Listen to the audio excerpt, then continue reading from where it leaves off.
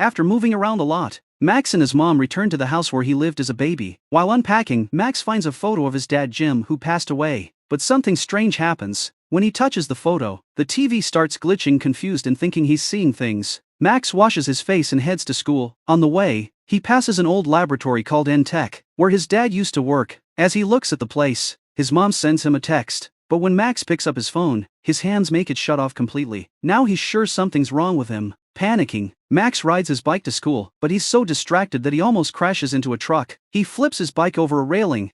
Max wakes up to see a girl named Sophia, the one driving the truck, checking on him. After making sure he's fine, she tells him to meet her after school so she can fix his bike. Max feels okay again and heads to school. While walking the halls, he notices a plaque dedicated to his dad, saying he died during a hurricane. Later, Sophia meets Max and takes him to her house to repair his bike. When she's done, Max thanks her, rides back home, and finds his mom talking to Dr. Miles, who currently runs N-Tech. Miles used to work with Max's dad. Max's mom introduces them, then tells Max to go take a shower. But when Max gets out of the bathroom, that strange glitching feeling happens again. Meanwhile, at the N-Tech lab, something odd is happening. A small alien-like drone lights up inside one of their pools and starts giving off strange energy. The scientists notice, but when someone tries to get close, things get dangerous. The drone escapes, sneaking past guards and fleeing the building by digging into the ground. Back at home, Max sits down for dinner with his mom. She explains that Miles was there the day of the accident that killed his dad. Hearing this stresses Max out, and his powers flare up,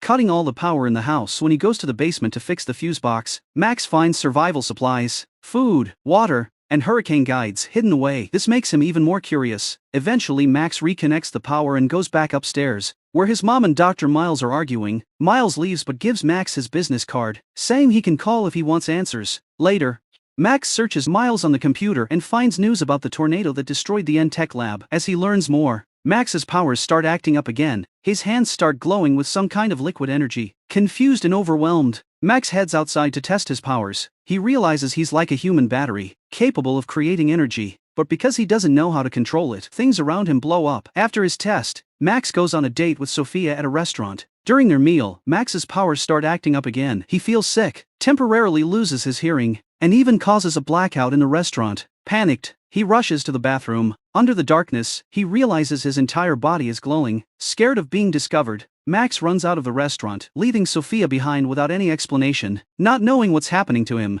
Max rides his bike deep into the forest, but his body finally gives out and he releases a massive burst of energy before collapsing. Out of nowhere, something appears in front of him, and Max passes out. When he wakes up the next morning, he finds himself in his bed. His clothes are completely destroyed, leaving him even more confused. As he heads to the bathroom to think, he notices a strange white drone following him. Freaked out, Max runs to his room and tries to lock the door, but the little robot follows him. Desperate, Max grabs a bat to defend himself. Sensing Max's panic, the drone speaks, asking him to calm down. It introduces itself as Steel, an alien being that feeds on the special energy Max's body produces. Steel explains it is meant to protect Max from losing control. Like what happened in the forest. Max, still in shock, asks who Steel is and where it came from. Steel says it doesn't remember everything but knows its mission is to protect Max. As they talk, Max's mom walks into the room. In a rush, Max hides Steel in the laundry basket. After his mom leaves, Steel notices Max's energy building up again and attaches to his chest to absorb the extra power. Worried his mom might find out about Steel, Max takes him into the forest to talk. While they're talking, two black SUVs pull up nearby. Armed men get out and start hunting for Steel,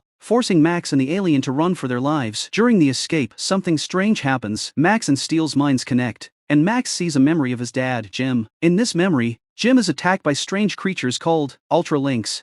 Max doesn't understand why their memories are linked but decides to figure it out later. Thinking school might be safer, Max takes Steel to class. But the little alien can't stay out of trouble, constantly almost exposing them. Frustrated and unsure of what to do next, Max hides under the school bleachers with Steel. They try to recover more of Steel's memories but come up with nothing, until Steel sees Max's drawing of the old N-Tech lab. When Steel learns the lab was attacked by Ultra Lynx, Max decides to break in and investigate. They sneak into the restricted area where his father's lab used to be. Once inside, Max's powers go out of control again, but Steel stabilizes him. This leads them to discover something called turbo energy. Max tests his new abilities and discovers that he's super strong and fast, so strong he can punch through concrete. Excited, Max spends the afternoon training with Steel. To improve his agility, Max tries parkour but slips and falls from a great height. In a split second, Steel transforms into armor to protect him from the fall. Max is shocked and asks Steel what just happened. Steele explains that when their energy syncs up, they can create protective armor together. With the armor on, Max experiences another memory of Steele's past. This time he sees Ultralinks invading his dad's lab, and Steele was there when it all happened.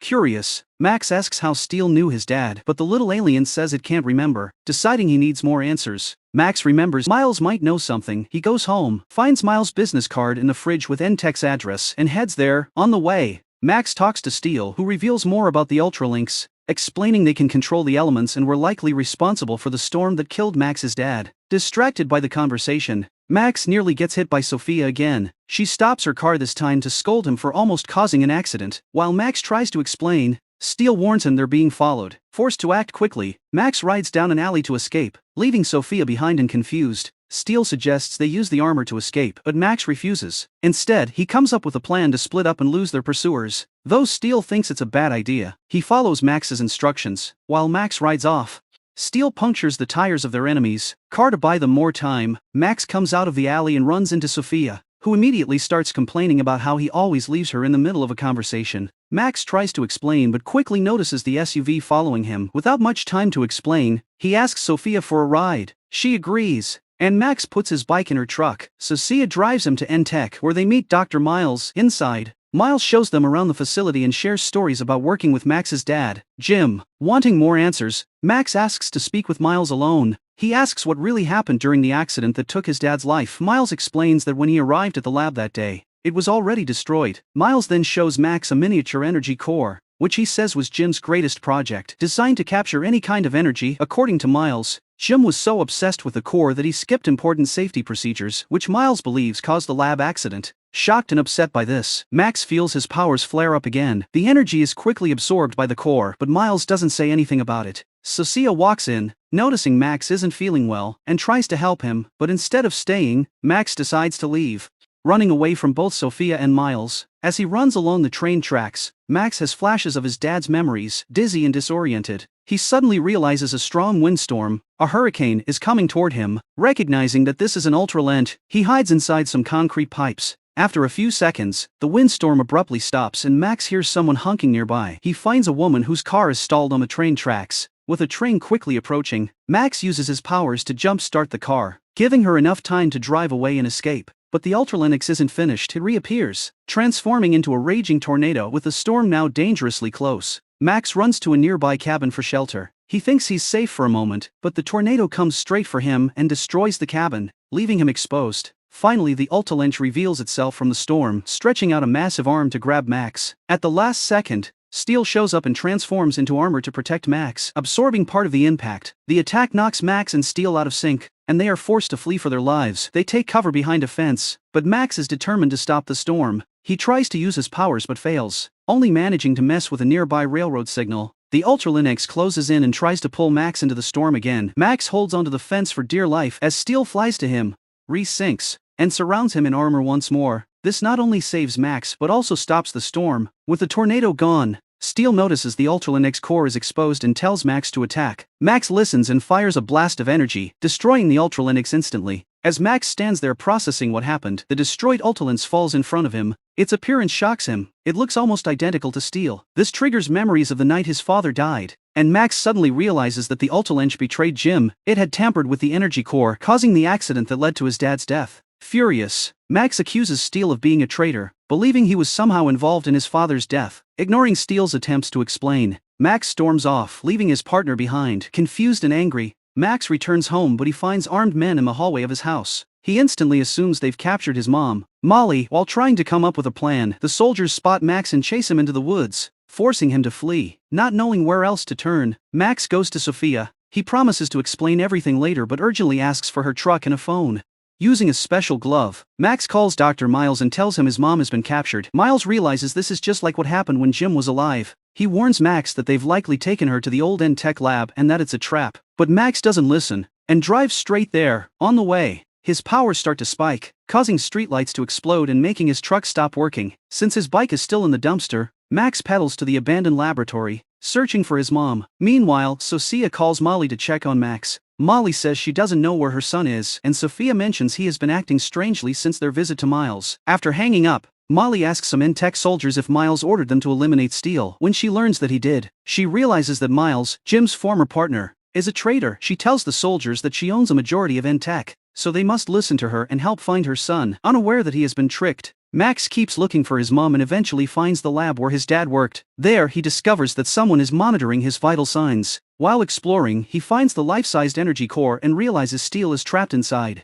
However, the core has a protective layer so Max can't get to Steel. As he explores, Max has another flashback and remembers that Jim and Steel entered the energy core to charge a weapon to fight the Ultralinks, but instead of firing, Miles sabotaged the lab's defenses to let the Ultralinks in. He then traps Steel inside the core, accusing him of being a traitor to humans. While inside, Miles activates the core to absorb energy. Jim, determined to stop him, decides to overload the system. He tells Steel to go into hibernation mode, which will help him survive the explosion, and asks Steel to find and protect Max when he wakes up. Back in the present, Max regains consciousness and realizes Miles is after him because he's still learning to control his powers. He's easily overpowered by Miles. Trying to defend himself, Max uses his powers, but Miles wears armor that absorbs energy, so he isn't harmed. Miles then declares that Max will be his source of energy, and forces him to enter the core. Refusing to obey, Max accuses Miles of betraying his father and tries to fight back but gets knocked down again. Miles then reveals that Jim was actually an alien. In a desperate move, Max enters the core but plans to merge with Steel.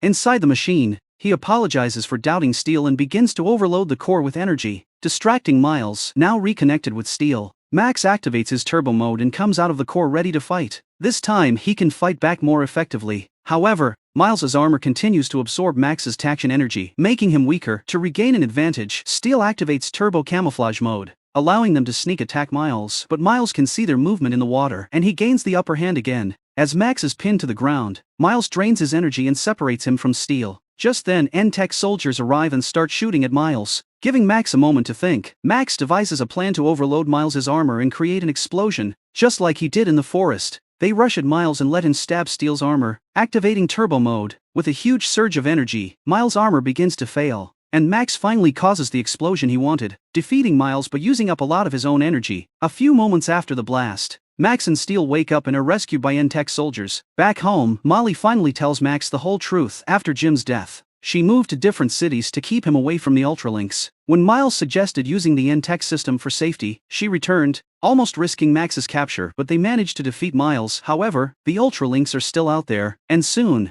Max will be hunted by them, but with Steel by his side and his turbo mode ready, there's nothing that can stop him. What did you think of this movie? Let us know in the comments below. If you liked this video, give us a thumbs up and subscribe for more movie recaps. See you next time.